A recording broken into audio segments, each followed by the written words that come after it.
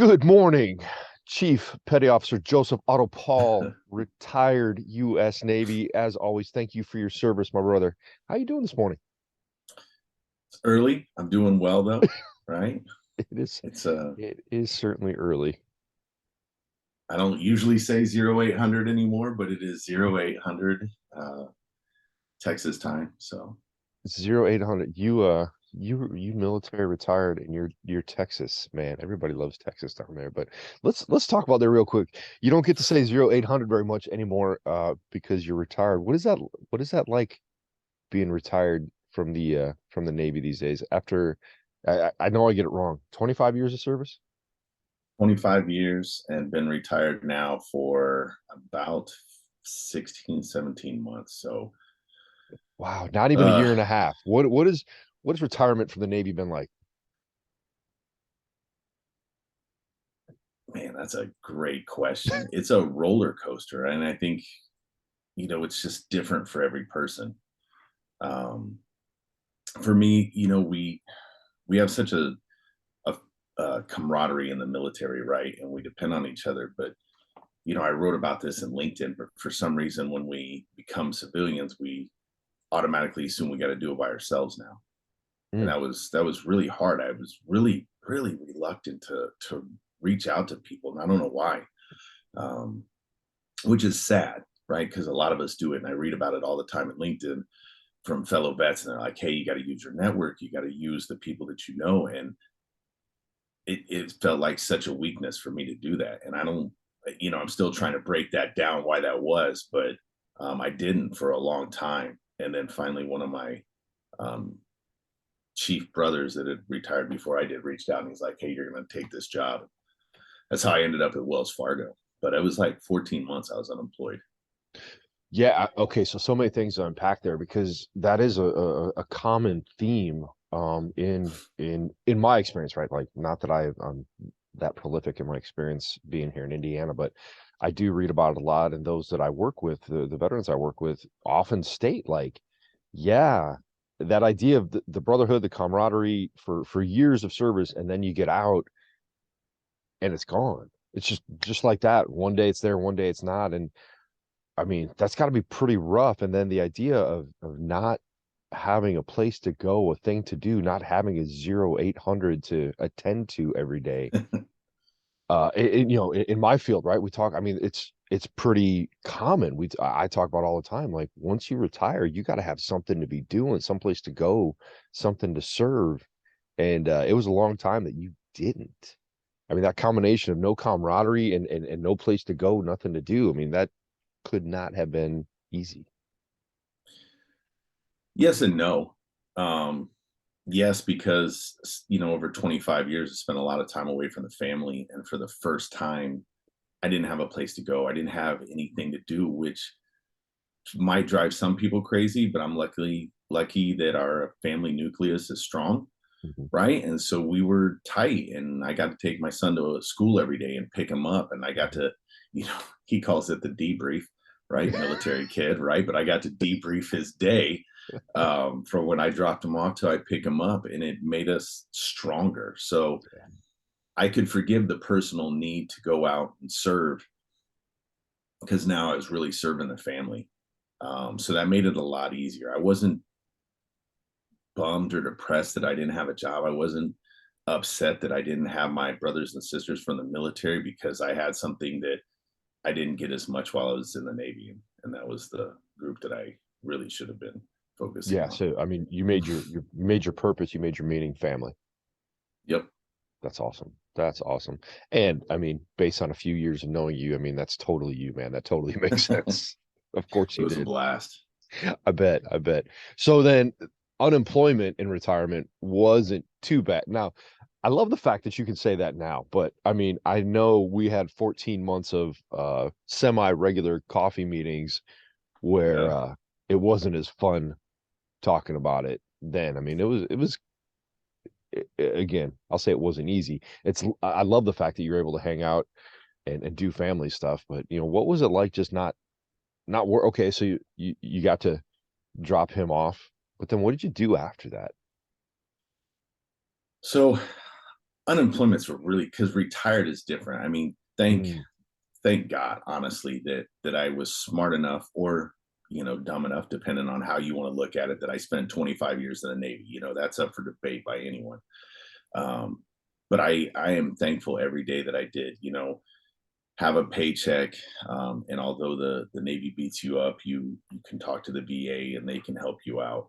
So I had money coming in, and mhm, so, but it wasn't, you're not going to retire. It's not like winning the lottery. You're never going to retire for the rest of your life off of a military retirement, unless mhm, are an admiral or general, or really, you know, are higher up in the ranks. So I had money coming in, but it started to get stressful towards the end.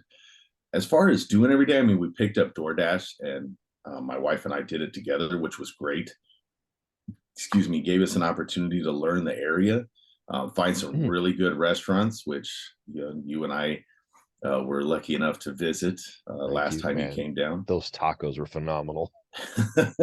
So it was I mean, it's all on your perspective. Mm, It's very easy, or it would have been very easy for me to delve into a hole and yeah. worry about everything that I didn't have. But that's kind of not who I am. So I really started to look at the positive. Only thing I wish I would have done is DoorDash before gas was like $5 a gallon. Probably would have helped the profits a little more, running around in an F-150. Well, I mean, the But good thing about driving that big Texas truck, right? You could haul large loads of lunch for people, man. So that yeah, was because not bad. that's what's happening at DoorDash. It's literally by the crate full that I'm delivering. You're right.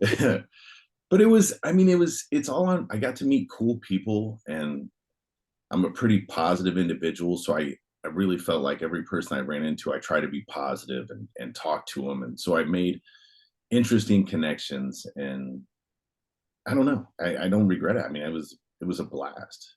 Yeah. Everything So that's happens good, for a man. reason.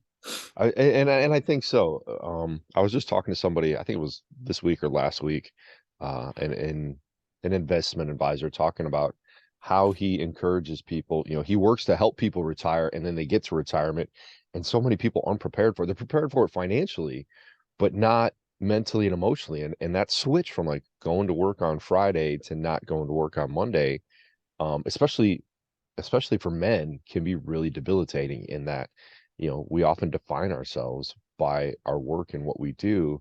And those of us in the civilian world, right? Like at least we have the luxury to pick up hobbies and interests sometimes throughout our careers. But I know your days in the Navy, maybe you didn't have that luxury, not all the time. Um, how is you mentioned, the Navy really beats you up, just hanging out with you and watching you kind of limp around, man. Like, how are you doing physically? What's the physical toll of 25 years in the Navy? There's a reason where I live where it's warm. Let's go with that one first. Okay, look, let's face it. I don't know. Maybe it was me bringing a little bit of Indiana down there. It was not warm in January, brother. Well, it's not snowing today, so Mm, let's keep it. We try to keep it warm most of the time. I you know it's I think it's different for every person, obviously, but for mhm. me, um, it was like being an old car, right? And as long as you drive it every day, it just runs. You don't know how, Mhm, but every day you go out there and you start it up, and then you let it sit for 6 months, and now all of a sudden it don't want to run anymore. mhm, And so for me, I mean, it was constant PT, constant basketball. I was always on the move. So that time when I was not working, really, my body really settled down, and then mhm, everything that hurt really started to hurt. mhm, um and that's arthritis and some nerve damage and other stuff that just kind of happens when you're walking up and down stairwells on a ship for long periods of time. So I mean, again, it's perspective. Do I wake up every day and am I happy and healthy? Well, heck yeah. Have I put on a few retirement pounds? you know Absolutely, more than a few. um but survive every day. But it takes a toll on you, and that's kind of the price you pay. And the military knows it, and the VA knows it, and the government knows it. So 25 years is rough on your body. Worth it. Uh, Hmm. I got insurance for the rest of my life, and the VA will take care of me, but Hmm. definitely takes a toll. Yeah, and I think that's maybe for us civilians out here, like, again, I'm a great, I respect all veterans and their service, and thank you, and your family again, because you've taught me a lot about that. We've had a lot of conversations, and even without you, I had that respect. But hearing your story and your personal story and connecting with you, has definitely helped me to be able to help those who have served a little bit better. But I love how you just casually like, yeah, walking up down stairwells and these arthritis, nerve damage. Like, no, dude, that's not normal, man. It's normal in your world. Talk a little bit more about that. Like, what do you mean, arthritis and nerve damage? What do you deal with on a daily basis? So I think one of the hardest,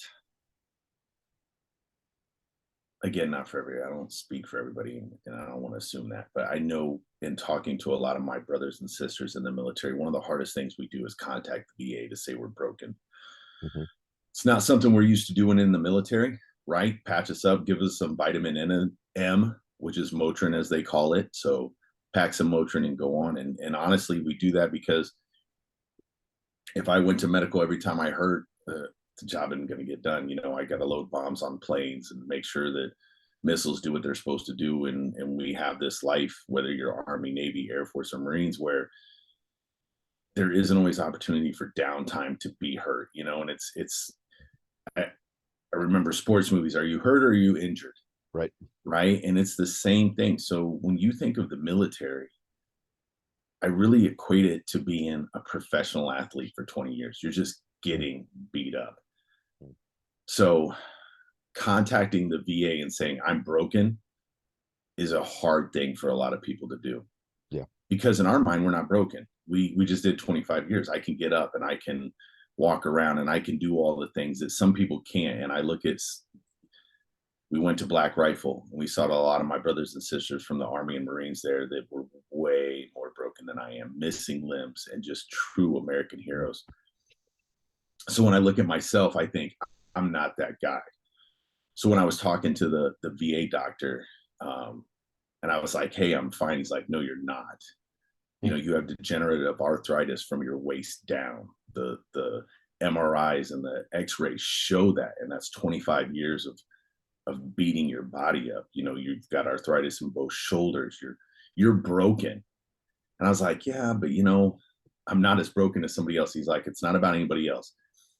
And he really put it into perspective and taking nothing away from anybody else. But he said, a normal 45-year-old man does not have the body that you have. Hmm. We did Hmm. this to you. That's what we did. It's our fault. So Hmm. we're gonna make sure that you're taken care of. So I'm alive and kicking, man. Like it's up and down, honestly. Hmm. So it's not like I'm crippled or anything. There's good days and bad days, and there's anxiety and there's other stuff that rolls around up in here. Hmm. But I'm not broken to the point where I don't get up every day and move around. There's just good days and bad days. Look, man, if you needed an excuse for that terrible golf game of yours, I mean, I could have given you a few, but I mean, that was I mean, that's a long way to go for a bad golf excuse.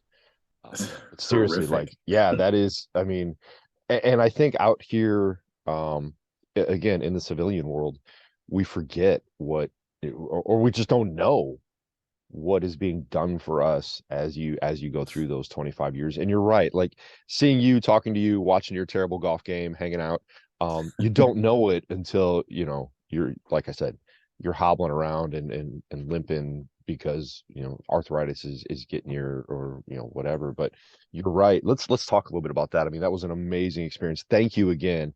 For those of you that don't know, I got to go visit Joe here a couple weeks ago, and we were getting ready to go golf one morning. He goes, "Hey, I got a surprise for you." I'm like, for those of you that have listened for a while know how much I hate surprises.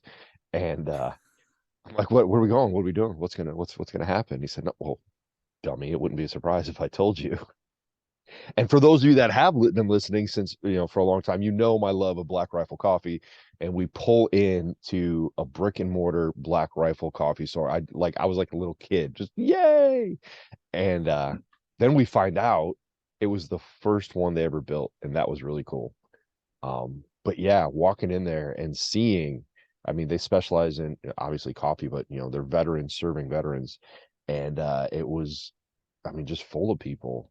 Um, yeah, I'm going to use your word, broken, right? Missing limbs and things like that. And that was, I mean, of course, also had your normal just coffee crowd, but quite a few veterans in there. What is that like for you to be hurt, to have your injuries, but then to see your brothers and sisters like that are truly broken and disabled? I've got, I mean, my brother served in the Army. My dad served in the Marines. My wife served in the Navy. So it's all, you know, it's all perspective. Mhm. And I have, I'm lucky that I served in the Navy and I chose that route, right? I chose what I wanted to do. I wanted to be in the ocean away from the action. I wasn't a front lines type person. It wasn't what my interest was. It's because I saw Top Gun.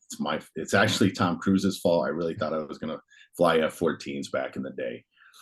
And I've loved what I've done, but when I think of honest heroes and stuff, it's all my friends, my brothers and sisters that served in those frontline roles. I mean, honestly, what they sacrificed, what they went through, what they did, for each other, for the country. I mean, that's and again, there was a cat there, Special Forces Army, and he was missing his leg, lower half of his leg, and he was so happy to be employed. I mean, he was working for Black Rifle.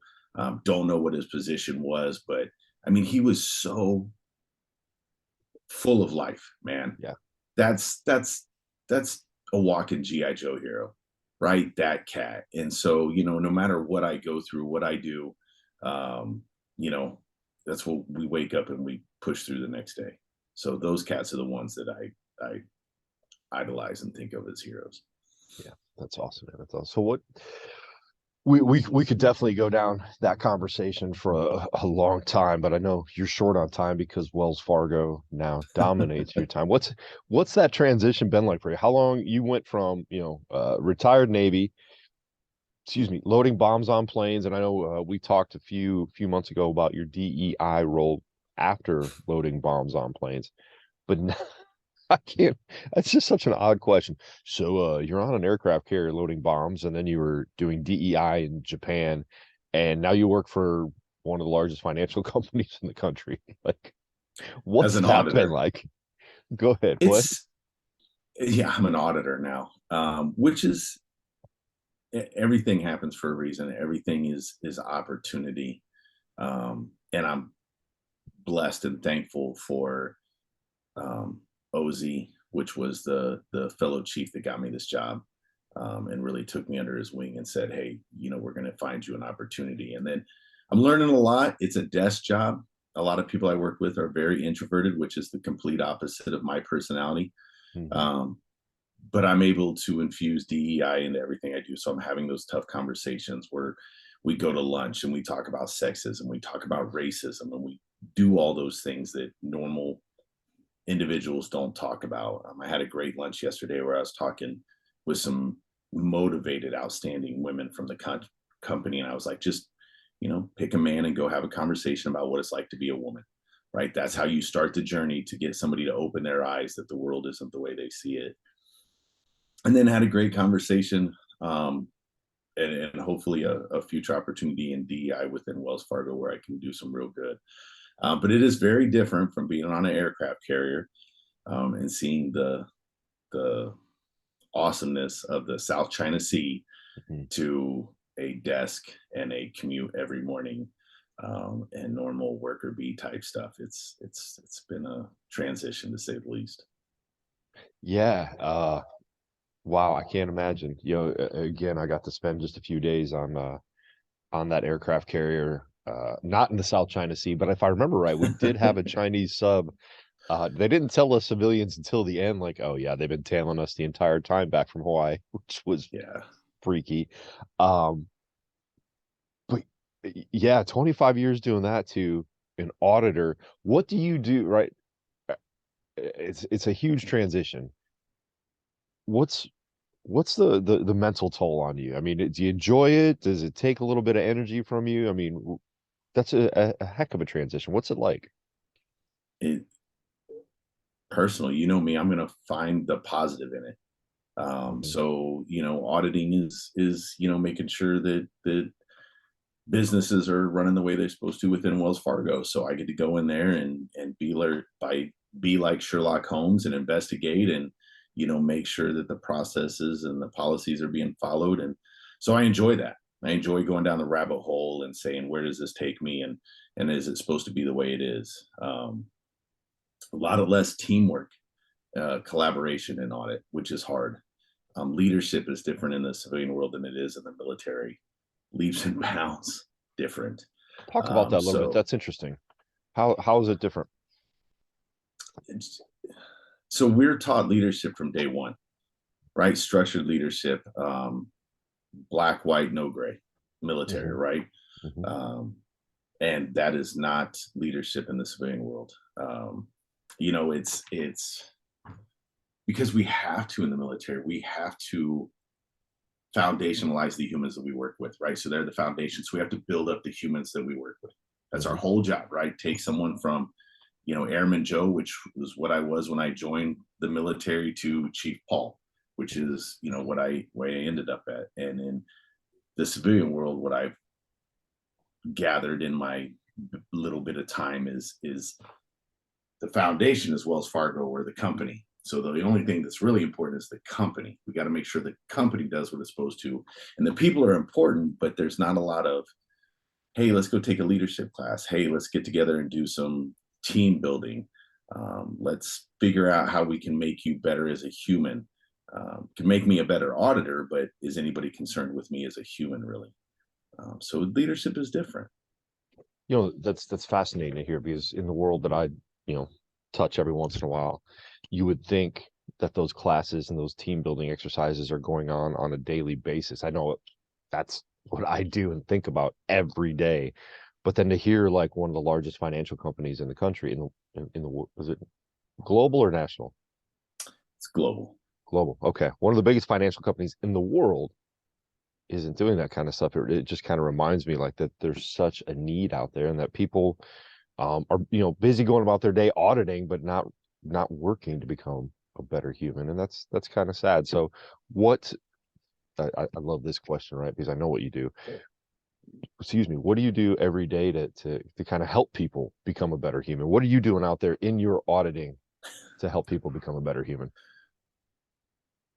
I try to show them that it's more than just about the work, right? Mm. So if I got a meeting with a line of business or other auditors, I really make it a point to talk about something human. What are you Mhm. doing this weekend? What is your family? Hey, what are your kids interested in? Something human, because if we connect as humans and you ask me to do something that's much easier, you understand that there's another element to me, not just this auditor. So I really make it a point to emphasize that we are more than just the job we do. Yeah, That's that's my goal every day. I think that's a beautiful nugget for people to take away. And that's, I mean, that's something I think that's what has brought us together over 25 years of friendships is that we are, we share that mutually and we got to live it together those weeks in Texas, right? So from hanging out with the designers, if those of you that are looking behind me, the designers of the Blue Ghost comic book, Yes. um, meeting our golf partners the next day, Miguel and Louise, and having a great time with them. And then, of course, going to that Black Rifle grand opening and just spending time with the founders there and interacting with people, right? It was beautiful to just see some chief come up to me like, Chief, Chief, Chief. And you guys hang out and talking. And I think that's a life lesson for anybody, like introvert or extrovert. You put yourself out there, you put yourself in the world, and share that idea of, we're all just trying to get through and become better humans.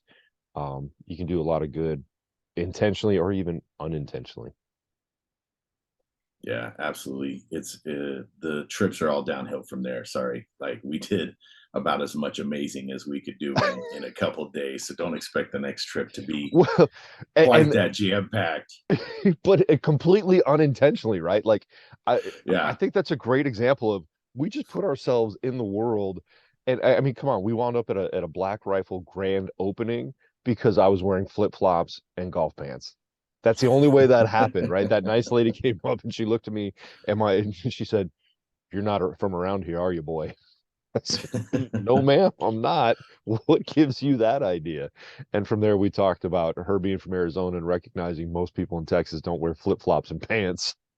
And then Yes. inviting us to the grand opening the next day and letting us know that Matt Best himself was going to be there. Um, it was just kind of a cool trip, man. Love hanging out with you. Love spending, I wish we had more time to chat here because I think there's so much more good you can share with people that listen to this. But I know Wells Fargo is calling and you have to go to a very important auditor meeting here in a few minutes, right? I do. I do. The job calls. So I'm Man, excited. I'm doing a cool thing this project. So yeah. Can you talk about it or is it a top I secret? cannot. Wow. Wells Fargo top secret. No, yeah, it's just auditing stuff. So All right, man. we keep that under wraps. That's awesome. Well, hey, have a wonderful day. Thanks for giving us a few minutes of your time here this morning, and I will let you head off to your auditor meeting. All right, man. Peace. I love you. Okay. Love you, brother. Take care, man. Ah, it sucks you got to go to a meeting. Like seriously, I could Dude, it sucks, man.